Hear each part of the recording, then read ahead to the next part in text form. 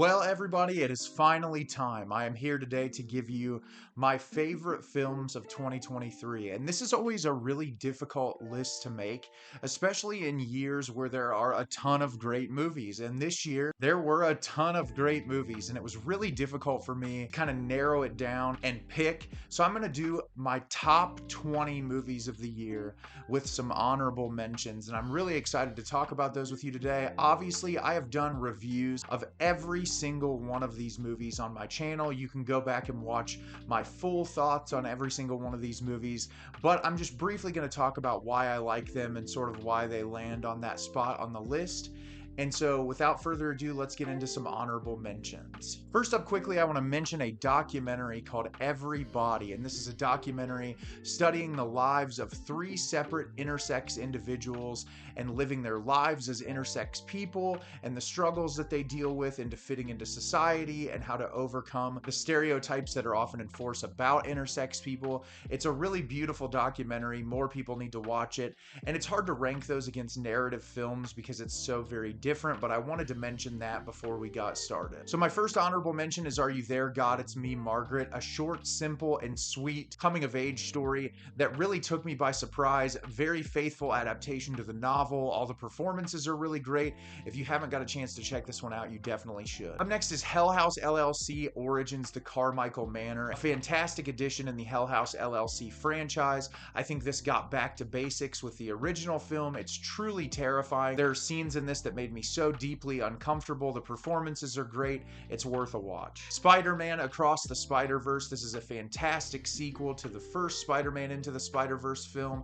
I really love the animation. I think all the voice acting is great, and it's a really nice installment in this series. I'm really looking forward to see how they wrap it up. Ennis Main is a very strange, surreal, abstract horror movie. The narrative is relatively thin. You're kind of building it in your mind as the movie goes on, but I love how unsettling and tense it is. It has really beautiful visuals, really fantastic movie. And then lastly, the romantic comedy film Rye Lane. This movie was great. Two amazing lead performances, really well shot. There were elements of it that really reminded me of Wes Anderson in the way that they were presented.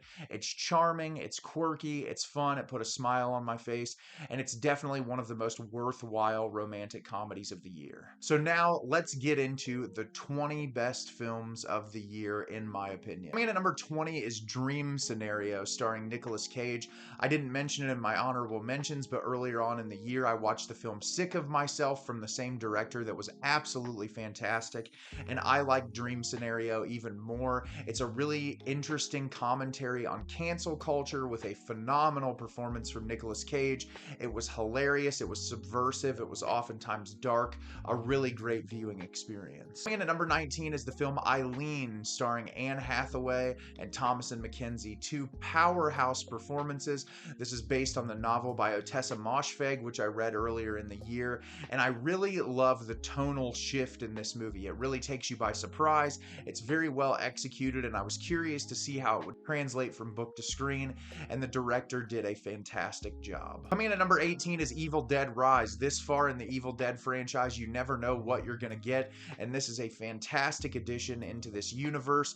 All of the performances were really great. I loved the practical effects. The third act was one of the wildest in any of the Evil Dead movies. Really liked the change of atmosphere and setting. It was a film that I just really appreciated all the new that they added into it rather than just being self-referential. It's a really great addition into the franchise, and I'm looking forward to whatever they make next. Coming in at number 17 is the film Scrapper. This is a coming-of-age story about a young girl whose estranged father comes back to visit her after her mother dies. It's beautiful, it's tender, it's darkly comedic in moments. The chemistry between the two leads is fantastic. I feel like not enough people discussed this movie this year when it was first released, and they definitely should because it was amazing. Coming in at number 16 is the film Rice Boy Sleeps. This is a film about a mother and a son in the 1990s. They're Korean and they moved to Canada, and it's all about a mother going to any lengths possible to take care of her son. It's set over a specific period of time. We see the his son at a very young age, then we see him in his teenage years,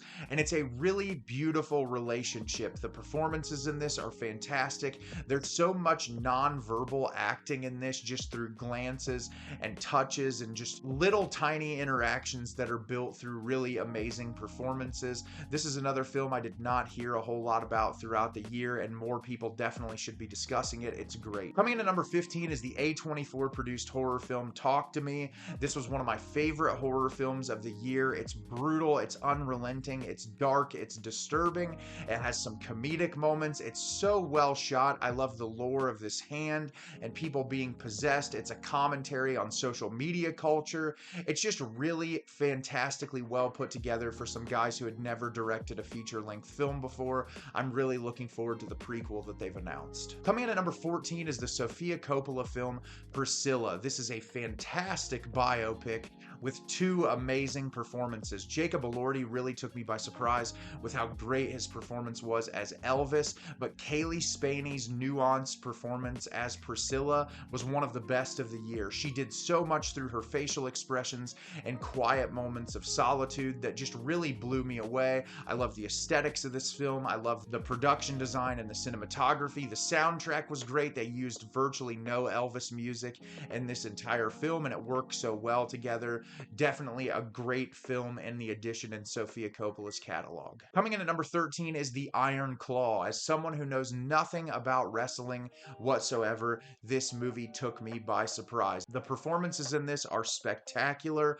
I would argue Zac Efron gives one of the best performances of the year, definitely the best performance of his career. Absolutely transformative. He does so much in this movie just through his facial expressions, and it's very impressive. It's a beautiful story. It's heartbreaking. I'm glad I didn't really know anything about these people's lives before I went into it. It made the film much more impactful, and it is a must-watch of the year. Coming in at number 12 is Ari Aster's Beau is Afraid. I actually expected this film to be higher on my list at the end of the year, and that doesn't take away from the fact that it is a brilliant movie. It's very much Ari Aster dipping into Charlie Kaufman territory. Very surreal, very heady, thought-provoking, great performances. It's comedic, it's dramatic, it's disturbing, and it's a little bit too long, which is my only qualm with the movie. I feel like there's some moments that could have been trimmed down or rethought to be more effective, but I still do think that mother and son dynamic is conveyed in a very interesting way,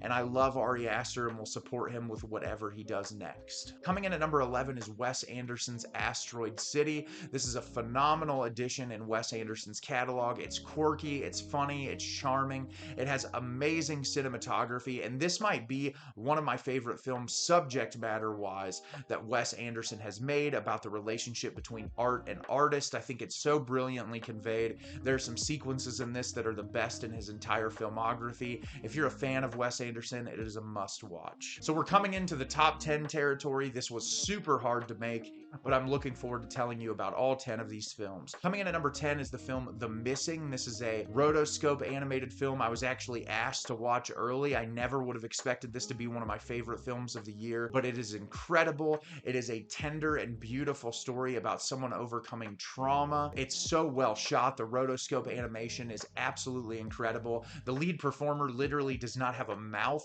through most of the movie, and so a lot of the rotoscope animation in his performance is through bodily cues, and it comes through in every single scene. This is a must watch when you get the ability to see it. Coming in at number 9 is Martin Scorsese's Killers of the Flower Moon.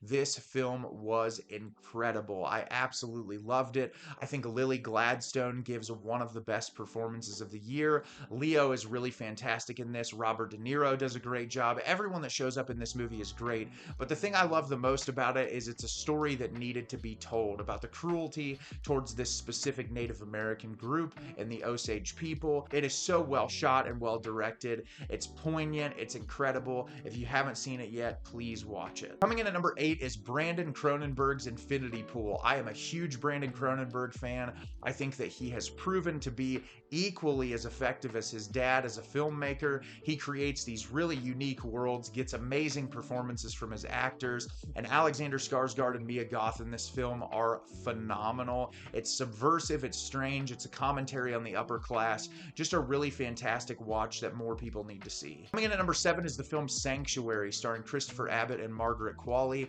a film that essentially all takes place in one room. It's a drama, it's a romance, it's a comedy, it's suspenseful, it gets violent in moments, it has every tone that you can imagine, and because of these two amazing actors, it comes through fantastically. This is one that's going to be on my constant repeat viewing list. If you haven't seen this, it's streaming on Hulu now, and it is worth the watch. Coming in at number 6 is the film Anatomy of a Fall. Sandra Huller gives one of the best performances of the year as a mother who is accused of murdering her husband, how that accusation puts a wedge between her relationship between her and her son. It's beautifully conveyed. You get the sequence at the beginning with the death happening, and then a lot of the tail end of the film is the actual trial. It will keep you on the edge of your seat until the very end of the movie. One of the most well shot and well directed films of the year. Coming in at number 5 is Greta Gerwig's Barbie, a film that sat at number 1 on my list for a while, and after watches and rewatches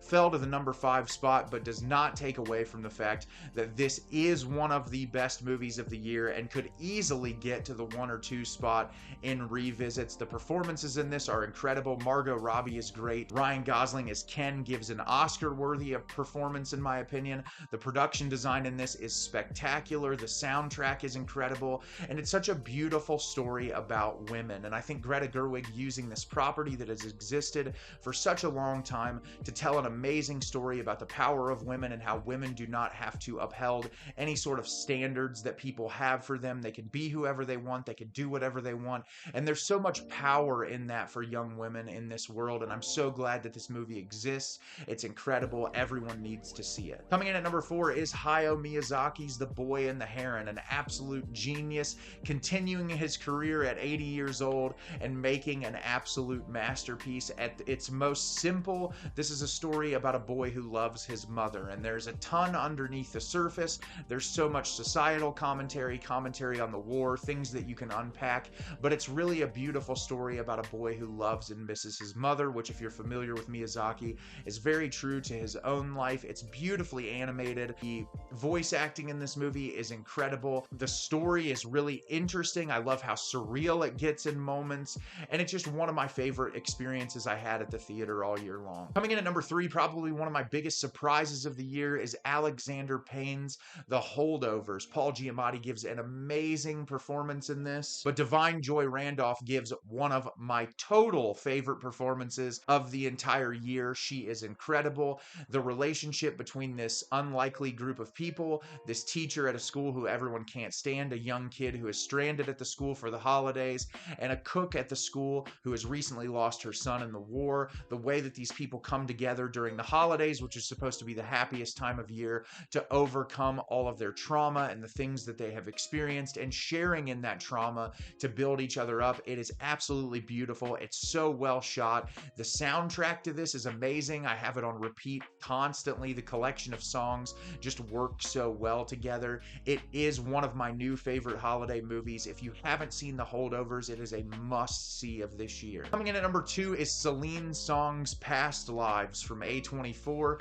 This movie broke me in a multitude of ways. This is a story about romantic longing and caring about someone, even though you know that the relationship isn't going to work because of how drastically different your life's paths are. I loved the way this was shot. I think that the way it takes place over a specific amount of time and how the time seems to flow perfectly. You can feel the passage of time. It does not feel jarring. The cinematography, there's so many moments just left on like an open window or on a character sitting in a space where we can really feel their pain emotionally or their longing or whatever they're experiencing without dialogue. And it takes a really special director to be able to convey those types of emotions without dialogue. This is one of the most moving films of the year and one I cannot wait to rewatch multiple times. And then number 1, if you watched my review recently, this will come as a surprise to literally no one, but Yorgos Lanthimos' Poor Things is my favorite film of the year.